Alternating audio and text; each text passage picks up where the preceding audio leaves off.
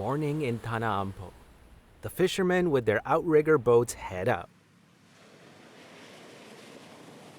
Some have been out even earlier than this, and they bring back their catch of the day. We, however, are not waiting on the boats. We're waiting on the shoreline fishermen.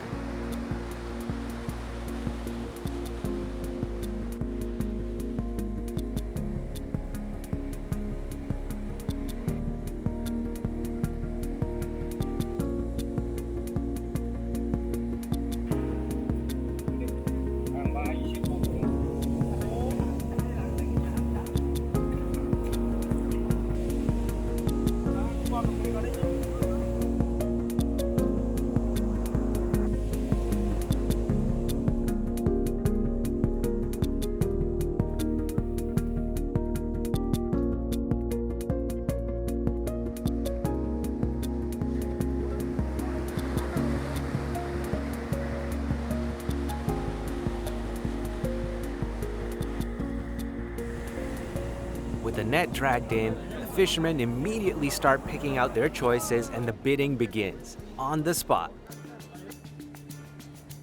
Well, it's not a terribly big catch, but oh, this is tuna. Tuna? Yes, Tuna? tuna, yes. Baby tuna. We got some sardines. So the transactions are already beginning right now. Seems like the buying and selling is going on. Top bids for the best quality fish. Cannot be fresher, you know. So fresh, so good. Oh yeah, directly from the guy. Yeah, man. Mahi-mahi? I don't Yes, think. right. Shark as well, yeah. Misan po may. Bonus satu ba? Bonus. Beauties. Bounty of the sea. Well, we got our fresh catch of the day. It's mostly sardines, but let's cook up some magic. Yeah, let's go back to the dock and cook some breakfast, no? Yeah, let's go. It's just luck of the draw. Mostly sardines today. Regardless, it is good eating, and we get to work immediately. This is what I absolutely love about Bali. Over there, we have Mount Agung, beautiful rice paddies. Mount Agung is still spewing ash as we speak. And over here is our ad hoc kitchen. We just fished sardines right from the sea, just about 20 meters that way. Our setup is rudimentary, but plays well with our surroundings. Some stones, coconut husk fire, that's it. With the fire ready, we get to gutting the fish.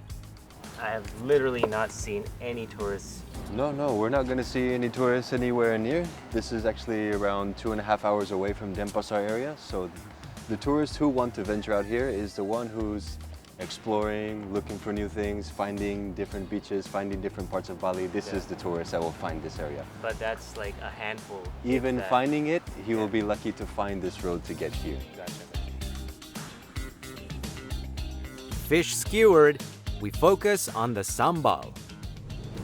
We got some beautiful ingredients here. Lemongrass, chilies, tomatoes, galangal. Balinese lime, kaffir lime leaf, some shrimp paste, some salt, some coconut oil. And this is Sambal Mata. This is named Sambal Mata. This is only from Bali, and what makes it so special is it's actually all served raw. So what we're going to be doing is we're going to be marinating it with salt, shrimp paste, and coconut oil, and that's exactly how we're going to serve it, similar to a relish. There's absolutely no cook time for the marinade. No cook time whatsoever. The only thing we have to be careful for is later, whenever we put salt, we have to mix it really gently, because the harder we press, all the onion will begin to release its salt. Then we're going to have a lot stronger onion flavor in it. Oh, gotcha. So we want to gently just rub the ingredients of the shrimp paste, the coconut oil, and the salt all inside. Our sambal mata is nearly ready. Just needs some fine-tuning. Coba dulu, bro. And what's he checking for? How spicy it is? The salt, the shrimp paste, the coconut oil, he's checking. More salt. More salt. Yep. Help me. Coconut oil? Yeah. Terus? No. This looks and smells beautiful. What are we doing next? What we're going to do now with this, we're going to put it inside to the cavity. Garlic. Now we're speaking my language. Oh yeah, that's just gonna impart flavor. Tons of flavor, aroma. It's as simple as that. Sardines straight from the sea. All local, fresh, and seasonal ingredients. Balinese preparation of Sambal Mata. Coconut husk fire. Done.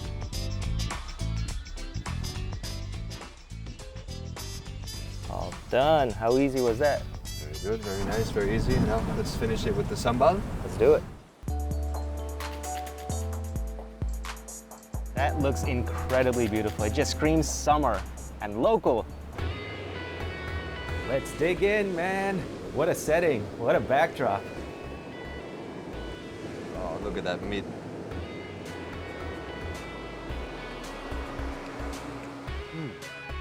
That sambal just complements that fresh sardine meat so well.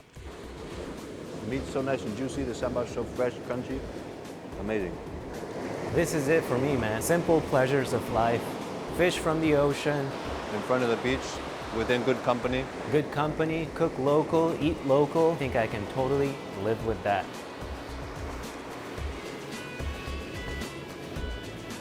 What a place, what a location, Bali. How's it been as a chef, your journey through Bali, coming to Bali, living here, working here?